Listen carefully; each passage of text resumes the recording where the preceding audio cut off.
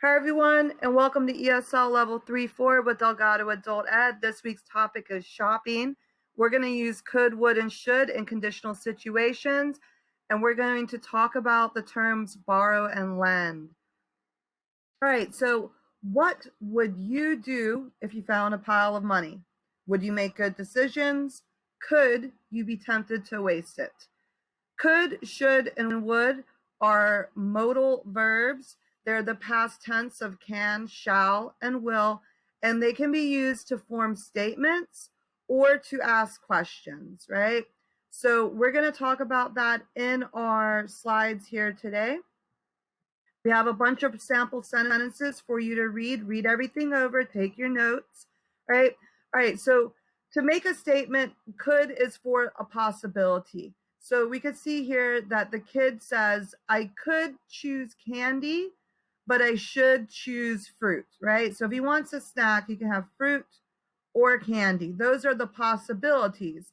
But should is for the right thing. You know, I should choose fruit because it's healthy for you, right? It's a better option. So could and should. Would is for your intentions or your desires. It's like the past tense of will, right? But it's not a real past tense. It's in the future. If I could do something, I would do this. So you can imagine, what would you do if you had 3 wishes, right? And the ladybug guy says, I would like many healthy children. I would wish for a field of food. I would wish for a girlfriend, right? So it's an intention. It's your desire for something that could happen in the future, that's possible in the future. We have in here some vocabulary and some sentences using could, would, and should. Read them over, say them out loud, and practice, practice, practice, practice. All right, talking about practice, we have some questions here for you with some fill in the blank options using the terms could or should. Sometimes both words could fit, especially in the questions, but look at the sentences and see what makes the most sense. Are we talking about a possibility, or are we giving advice, right? So you could buy any pair of shoes in the store, right? It is possible to buy any pair of shoes in the store, right? For advice, you can say you could buy shoes that fit well. That doesn't make a lot of sense, right? I mean, you should. That's a good advice. That's the better option. You should buy shoes that fit well, right? So we won't read these out loud to you. Read them over. Think of the term that you think fits in the line the best. All right. Right. For the reading this week, there is a song. You should try to sing it. Makes it a little bit fun. In the bold, they have all of the different modal verbs, and that are conditional based on the situation. So read that over to yourself and think about if you know anybody that's like this, that's a little bit of a procrastinator. And then there's some true or false questions that you can just think about for yourself to apply what you have read. All right. And then what we're going to do next is in here, and all these lessons, you can pick and choose what you like to do. The next topic that we have here is using this money that Crystal has found, and we have a shopping list here, and you're going to decide which items she should choose, right?